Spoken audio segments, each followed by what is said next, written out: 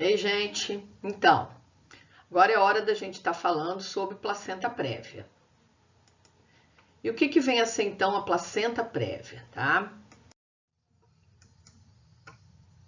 É uma importante patologia obstétrica, visto que ela é responsável hoje por elevadas taxas de prematuridade e mortalidade perinatal.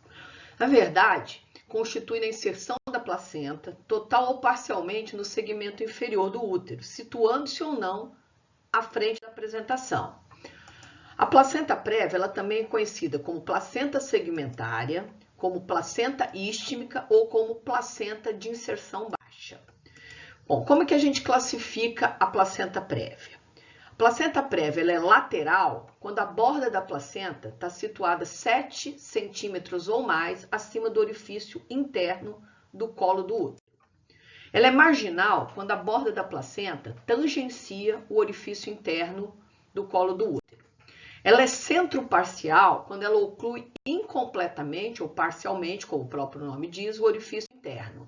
E ela é centrototal quando a placenta oclui completamente o orifício interno do colo.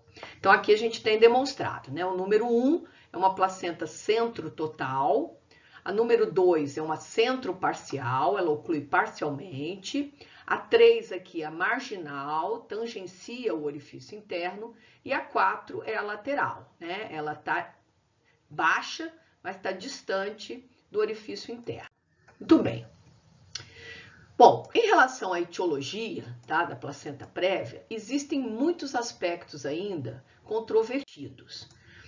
Uma das coisas que a gente sabe com certeza é que a incidência de placenta prévia aumenta progressivamente com a idade.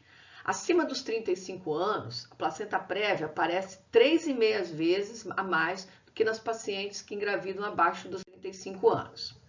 Outra coisa que a gente também sabe é em relação à paridade. Quanto maior o número de filhos, maior a probabilidade de ter uma placenta prévia. Aqui existem algumas casuísticas, olha, 10,6% em primíparas para 89,4% em multíparas, 1 para cada 500 partos em primípara e 1 para cada 20 partos em multíparas, né? Então, é bem definido isso. E existem outros fatores, como a gemelaridade, a miomatose uterina e as histórias de curetagens prévias. Bem, a gente chama de inserção primitiva, né, da placenta prévia quando ocorre uma imaturidade do ovo que não reúne condições biológicas suficientes para se fixar no corpo do útero, tá? Ou quando o endométrio do corpo não oferece condições suficientes para que ocorra a anidação lá no corpo. Quais são essas condições que não favorecem o endométrio? A multiparidade, as endometrites e as curetagens, né, sucessivas. Por outro lado, existe a inserção secundária, tá? A inserção secundária ocorre por uma deficiência nutricional na região corporal, obrigando a placenta a procurar áreas do endométrio com uma vascularização melhor, para propiciar condições nutritivas melhor. Quais seriam essas situações? Alterações vasculares isquêmicas, inflamatórias ou atróficas. Muito bem. Então, nós temos uma distensão segmentar, tá? Que rompe as relações vilodeciduais, que levam a um deslocamento da placenta, seguido de hemorragia. Então, essa é a gênese, a patogenia da placenta prévia, muito semelhante à do descolamento prematuro de placenta. Em relação à anatomia patológica, a gente vai encontrar uma placenta extensa e delgada. Por quê? Porque ela precisa se afinar para penetrar numa quantidade maior de cotilédones, com áreas membranáceas, né? E pode ocorrer o acretismo. Por que pode ocorrer o acretismo? Porque ela precisa infiltrar mais dentro, do miométrio para buscar uma vascularização adequada para o feto. Então, o cordão frequentemente pode apresentar uma inserção excêntrica ou filamentosa. Então, essas membranas podem ser espessas, rugosas e dilaceradas junto à borda da placenta. E a presença de coágulos nos locais, né, de descolamento e de hemorragia. Outra coisa importante é em relação ao diagnóstico retrospectivo. Isso é bacana. Depois que entende o neném nasce, a gente pega a placenta, né? Limpa direitinho e observa, entendeu? A diferença que existe na borda das membranas.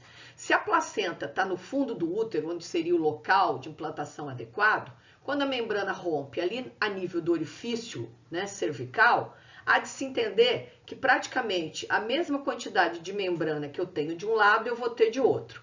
Quando a placenta está, né, inserida fora do corpo do útero, né, mais embaixo, quando a gente rompe a membrana, você vai ter um lado menor e um lado maior. Isso se deve exatamente por essa falta de coincidência nos locais. Por quê? Porque a ruptura, né?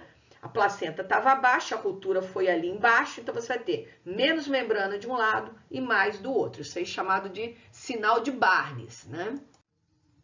E o diagnóstico clínico, como que ele é feito? Bom, na gravidez, a principal coisa que fala a favor de placenta prévia é hemorragia. Ela está presente em 90% dos casos, mas ela tem uma característica bem diferente da do DPP. Ela é indolor, ela é imotivada, a paciente está sentada vendo televisão e de repente do nada começa a sangrar. Ela é reincidente, normalmente ela tem vários quadros de hemorragia, né, na segunda metade. E à medida que ela vai sangrando, né, outras vezes, essa quantidade de sangramento também vai aumentando. Então, é um sangramento progressivo, né? E que tem, como eu falei, início e término súbitos, né? Muito diferente do DPP.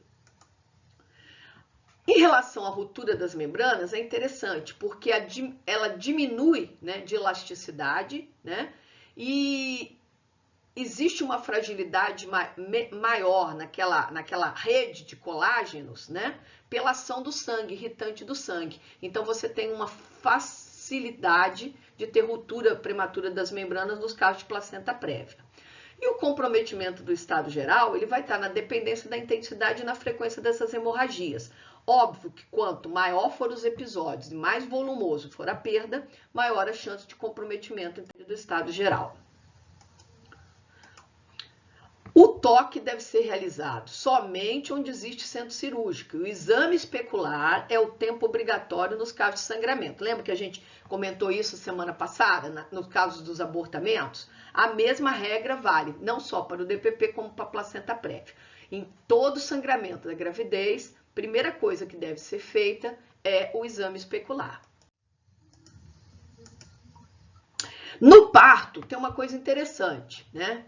Nas placentas prévias marginais e laterais, né, o sangramento diminui após a miniotomia e é fácil de entender, né? Então você tem lá a placenta marginal, né, ou lateral. Quando você rompe a bolsa, a apresentação desce e a cabeça do bebê acaba então tamponando o sangramento da placenta prévia. Já nas centrais, o sangramento aumenta. Por quê? Porque à medida que a cervicodilatação evolui, aumenta com isso a área de descolamento. Bom, o diagnóstico diferencial de placenta prévia, ele é feito com o descolamento prematuro da placenta, com a ruptura de seio marginal, com a ruptura de vasa prévia, com a ruptura uterina, com a placenta circunvalada e com perda de tampão mucoso. Às vezes é um tampão mucoso envolto em sangue. Isso pode confundir com o quadro inicial de placenta prévia. Bem, em relação à conduta expectante, quando que a gente adota a conduta expectante? Naqueles casos em que a hemorragia é leve ou moderada e que não traz repercussão clínica, nem para a mãe nem para o bebê. E o bebê está imaturo, é um feto, entende? Imaturo, não tem como eu tirar o neném sem correr o risco da prematuridade. Então, a conduta então é expectante, com internação, com repouso absoluto, proscrição de exercício, do coito, né? E correção da anemia, caso haja necessidade. Bom, já a conduta ativa consta a amniotomia no primeiro tempo e a cesariana. A cesariana eu vou fazer quando existe hemorragia acentuada, no caso de placenta prévia centro total, é inclusive uma indicação absoluta de cesariana, nas apresentações anômalas com placenta prévia, com passado obstétrico desfavorável e quando a amniotomia foi ineficaz. A amniotomia é importantíssima, porque ela, além de diminuir a hemorragia, ela melhora a atividade uterina. Então, às vezes, naquelas placentas, né, marginal e lateral, eu consigo, entende, um parto normal através, entende, da amniotomia. A amniotomia vai melhorar o sangramento, diminuir a hemorragia e vai melhorar a atividade contrátil. Bem, então aqui estão os exemplos, né, que a gente viu da centro total, da parcial, da marginal e da lateral. É isso que eu tinha que falar com vocês sobre placenta prévia e a gente se vê na quarta-feira. Bons estudos, tá, gente?